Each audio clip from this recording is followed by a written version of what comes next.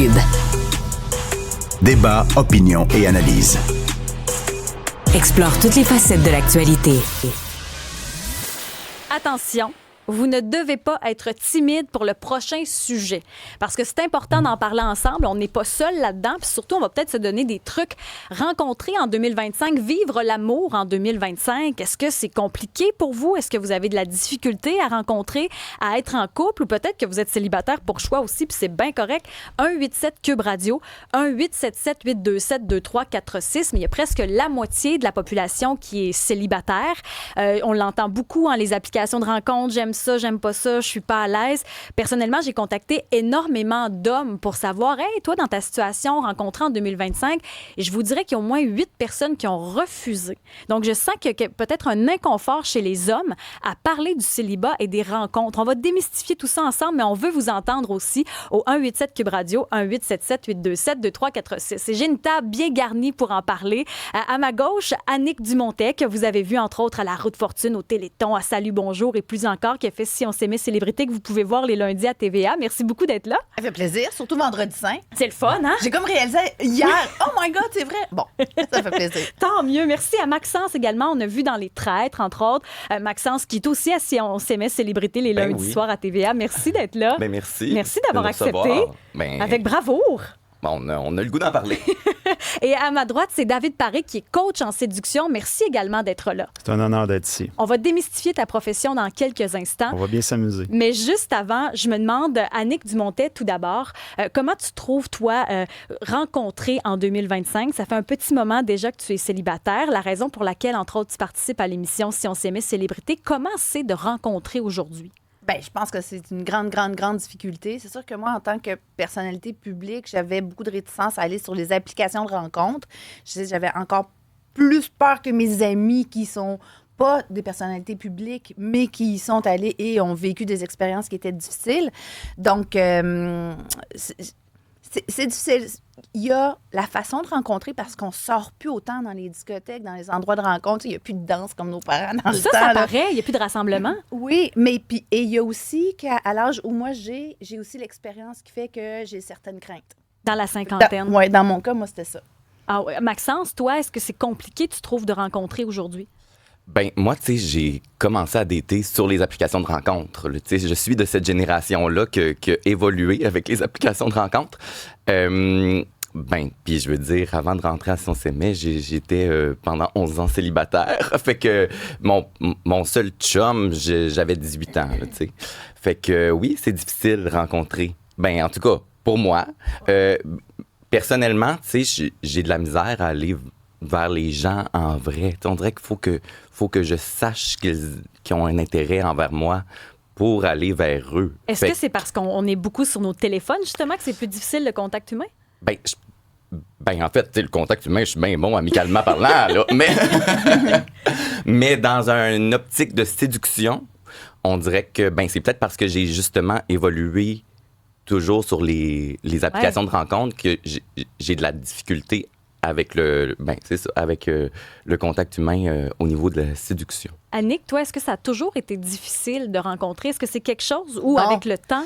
Non, pas du tout. Tu sais, jeune, c'était complètement différent. Puis quand je t'écoutais parler, justement, c'est difficile d'entrer en contact dans la séduction. Moi, je me souviens, dans le temps, quand on sortait, tu sais, j'habitais à Québec, on allait au Dagobert, on allait au Charlotte, on sortait dans les bars, dans les 5 à 7, il y avait tout ce jeu de on est sur place, on se regarde, il y a déjà comme un petit jeu de séduction à distance qui n'engage pas personne.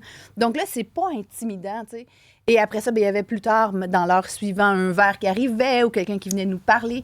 Ça, je trouve qu'on ne le retrouve plus parce que quand on sort au restaurant, on est avec nos amis. Il n'y a pas quelqu'un de 2 tables plus loin qui va venir nous déranger à notre table, tu sais. Donc, cette activité sociale-là qu'on avait avant, on dirait qu'elle n'existe plus ou elle est beaucoup moins présente, ce qui fait que c'est beaucoup plus difficile. Puis c'est pas la même chose de swiper des photos puis tout de suite juger « ça serait-tu un bon chum? » Avant, on faisait pas ça dans les bars. C'était juste genre... il y a un petit flirt, on va-tu juste se parler, ça n'engageait à rien. Oui. Mais moi, ce que je me demande, c'est est-ce qu'aujourd'hui, dans la séduction, on est trop dans la performance? Est-ce que ça peut influencer, justement? Il faut que ça aille vite ou il faut que ce soit mécanique, voire sexuel. Est-ce que ça, c'est un peu trop mis de l'avant? Est-ce que ça peut être un frein? Oui. On dirait, mon Dieu, je repense Oui, à... on dirait que t'as lâché un malaise. Non, mais Non. je repense à plein de moments de ma vie. On dirait que j'analysais là, mon dating life passé. Mais c'est sûr que, je pense qu'il y a aussi une facilité, oui, à aller dans la sexualité, dans la performance, mais je pense que sur les applications de rencontres, il y a tellement de choix. Fait que c'est comme dans le... Il y a le fast fashion pour la mode, Oui. c'est comme le fast dating. Fait qu'on passe au prochain rapidement. Fait que je pense que ça fait que c'est très éphémère. Tous les liens et les relations intimes deviennent plus éphémères. Fait que je pense qu'on a de la difficulté à laisser évoluer les choses. C'est vraiment intéressant ce que vous dites. David Paré, coach en séduction, est-ce que c'est le genre de commentaires que vous entendez pour ceux et celles qui vous consultent, qui utilisent vos services? Ça fait partie de mon quotidien depuis 2013 maintenant. Mais là, premièrement, un coach en séduction, ça fait quoi? Bien, c'est sûr que chaque coach dans le monde va avoir son approche. Nous, on est vraiment un centre de développement personnel avec une équipe. Là. Je ne suis pas tout seul. Là. On couvre aussi toute la portion amour et relations, mais effectivement, je me suis fait connaître avec le mot séduction.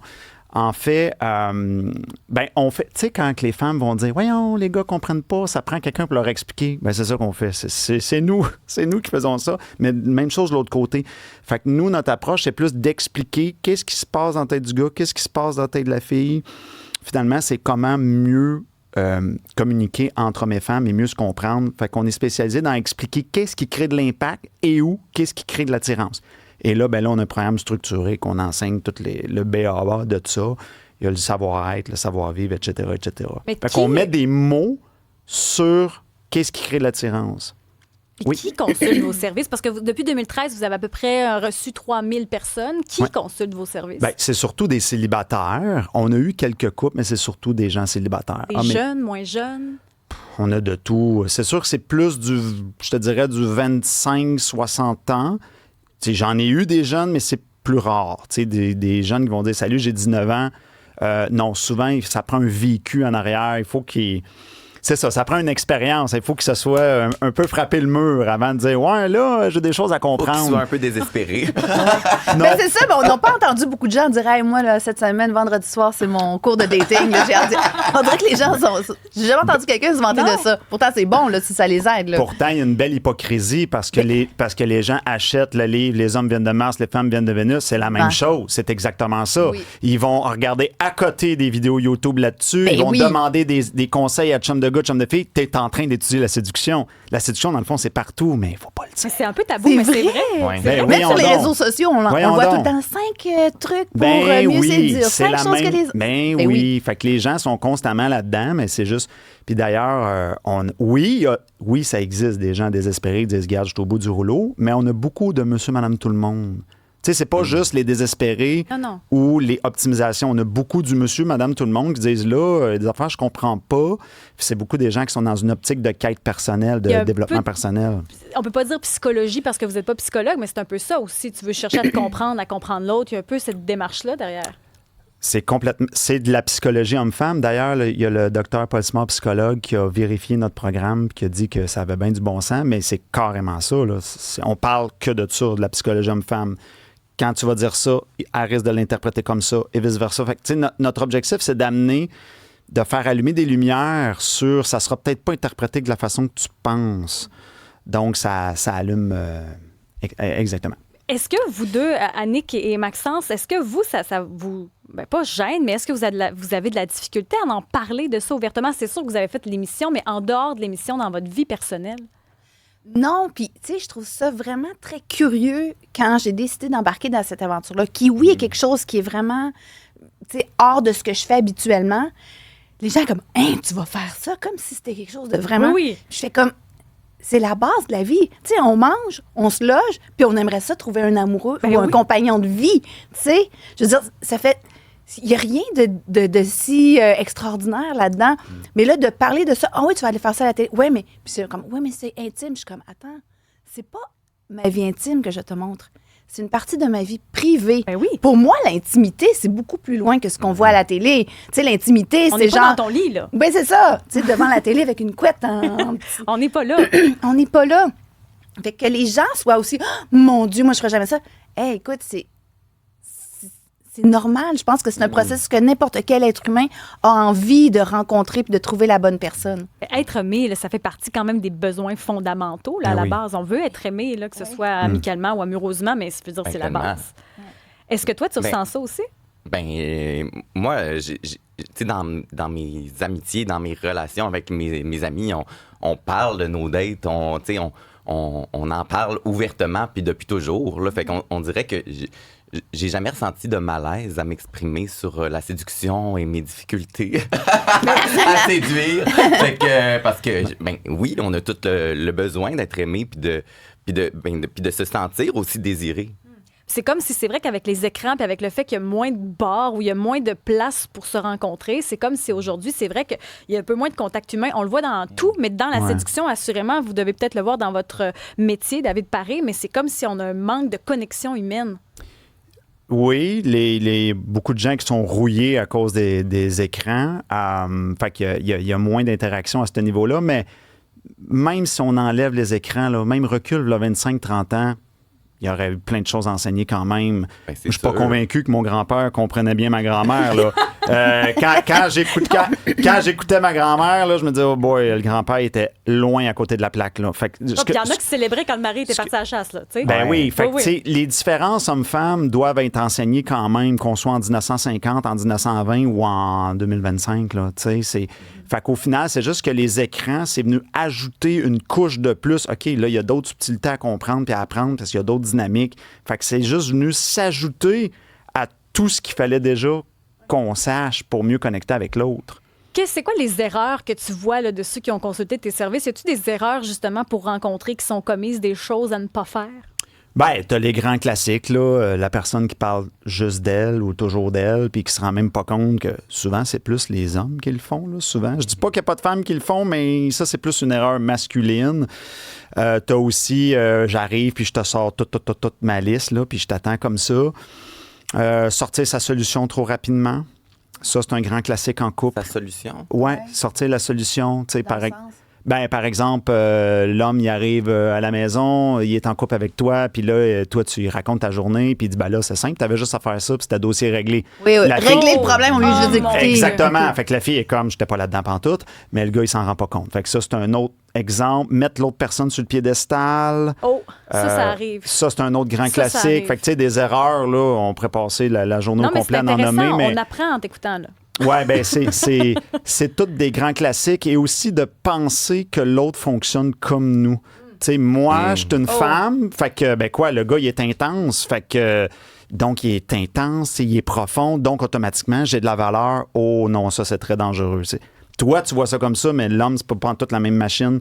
Fait que c'est de penser que parce que nous, on perçoit les choses d'une certaine façon, que l'autre va marcher de la même façon, alors que c'est pas le cas. L'homme et la femme, c'est deux machines complètement différentes. C'est comme un Français qui veut parler un Chinois, là. C'est deux langues Tu parles différentes. beaucoup de différences hommes et femmes, Ah, mais oui. les relations, c'est pas juste hommes et femmes dans la vie. Là. Mais c'est vrai, homme, oui, femme, effectivement. femme. Je veux dire, toutes les relations, malgré leur genre, ont leurs enjeux et Ouais. leur dualité, comme dirait Louis. Ouais.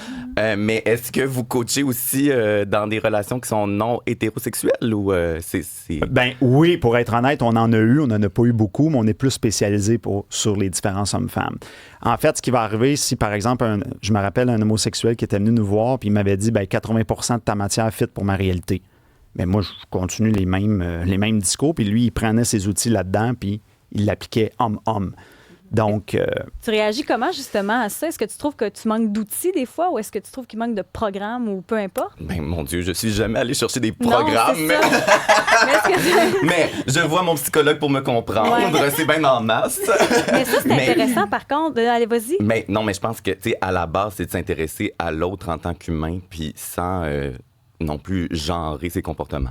Mais parce que Louise Sigouin avait dit ça, au fait, il y a eu une rencontre dans les premières émissions là, où tu te sentais compris par Louise, entre autres, parce qu'enfin, quelqu'un pouvait comprendre la réalité. Oui, c'est sûr que Louise, je sentais qu'elle me validait dans mon identité, dans ce que tu sais, dans ce que je vivais dans ma réalité de personne queer. Mais on dirait que, tu sais, je veux dire, j'ai autant besoin d'outils que mes amis filles hétéros qui Annick, cherchent ça te l'amour. fait réagir. Ben oui, parce que, tu sais, je veux dire, moi, je suis hétéro-normale, mais j'ai un gros côté je pense, énergie masculine parce que ça fait longtemps que je suis célibataire, j'ai ma maison, j'ai ma piscine, j'ai mon terrain, j'ai mes affaires, tu sais, que j'organise. Puis, je veux dire, tu sais, si j'ai besoin de poser une tablette, je vais le faire moi-même. Puis aussi dans l'autonomie, dans les finances, même si j'ai un côté hyper girly, je sais que j'ai un côté où, tu sais... L'énergie qu'on dit masculine. Ouais, tu sais, c'est... Oui. Mets-toi dans ton énergie féminine. Je suis comme, ben là... Fait que je pense que ça c'est sûr que moi, je serais pas la fille classique qui est à côté du petit gars puis qui... Non. Même, tu sais, le petit caniche qui fait la belle, là, je serais pas capable de faire ça. Je pense que ça, c'est des stéréotypes, peut-être, là, parce qu'on a l'impression que la fille, c'est namasté. Bien, on en fait du yoga, mais je pense qu'une fille qui est fonceuse... oui! On en fait, mais je pense que la fille fonceuse, qui a du caractère, qui est capable de gérer ses finances, ça existe aussi, ce modèle-là. Les femmes ont beaucoup changé. Tu sais, dans les 50 dernières années, les femmes ont des grandes carrières. Il y a des femmes qui restent à la maison, mais c'est des femmes aussi qui n'ont plus la même psychologie, les mamans à la maison, que les mamans il y a 50 ans, tu sais. Donc, il y a des exigences, tu sais. Le mari sort plus, genre, puis on ne sait pas quand il revient, puis elles disent rien. Fait que les femmes ont beaucoup changé aussi. Est-ce que ça, tu le sens dans la séduction, dans les rencontres, que c'est plus difficile à cause de ça, ou c'est pas vraiment un enjeu? C'est sûr que c'est un enjeu toujours, je pense. Tu sais, juste l'horaire. Tu sais, quand j'étais en couple avec le père de mon enfant, et moi, à un moment donné, j'ai fait comme, mon Dieu, le plus grand mensonge du monde. Dans mon cas, à moi, je sais qu'il y a plein d'hommes qui prennent... Mais tu sais, je me suis beaucoup ramassée avec les tâches ménagères, avec, tu sais, ce qui était de façon plus classique, imposé à la femme, l'enfant. Puis c'est plus mon horaire de travail qui se pliait aux exigences de la famille que celui du gars. Donc, tu sais, je dirais, c'est pas l'enjeu premier, mais c'est sûr que les femmes qui maintenant sont plus sûres d'elles, sont autonomes, c'est sûr que c'est un enjeu. Mais il y a un autre enjeu aussi dont je voulais parler tantôt, qui m'est allumé quand on parlait des rencontres. Avec David Paré? Oui, c'est que aussi, puisqu'on ne sort pas dans les bars, on cherche puis on magasine sur des photos inanimées. Puis c'est tellement pas intéressant parce que dans la vie, quand c'est animé, quelqu'un qui paraît peut-être pas bien en photo puis qui nous attire pas, dans la vraie vie, animé, on fait comme, mon Dieu, il y a bien du puis la charisme, beauté, c'est une autre là, personne. C'est pas pareil. On pourrait être complètement attiré par plein de monde qu'on swipe off, qu'on flush, parce que dans le fond, tout ce qui est animé est beaucoup plus séduisant que juste une photo plate. C'est plate magasiner des photos, je trouve. Oui, mais c'est parce qu'il y a tout le charisme et la personnalité qui, des fois, va surpasser le physique. Ben, vraiment. Mais moi, tu sais, je sors dans les bars. Tu sais, j'ai cruisé dans les bars quand même. Mais souvent, je tombe dans la friend zone. Tu sais, tantôt, quand je disais que j'avais besoin quand même de sentir un intérêt de l'autre puis de le savoir clairement, on dirait que dès le début de mes contacts avec l'autre, même si je le trouve cute au début, là, puis je suis comme je le vois de loin, puis il dégage de quoi, tu sais, puis là, je vais vers lui, puis je suis comme « Bonjour! » Tu sais, je suis zéro séducteur. Ça va pas, là. Ça va pas. Je tombe dans un personnage de « Veux-tu être mon ami? » Mais tu sais, c'est-tu de l'insécurité, peut-être? Ben, je pense que oui, c'est une carapace. Oui, mais c'est intéressant parce que tu n'es pas le seul avec ça. On va en reparler au retour de la pause. David Paré, on te garde, coach en séduction. On a besoin de conseils. Annick Dumontet, Maxence Garneau, merci d'être avec nous. On vous garde, puis on veut le savoir. Est-ce que vous avez, vous, de la difficulté à rencontrer? Soyez pas timide. Voyez-vous, on discute à cœur ouvert, sans souci. Ça fait partie de la vie. 187 Cube Radio, 1877-827-2346. Est-ce que vous avez de la difficulté à rencontrer en 2025?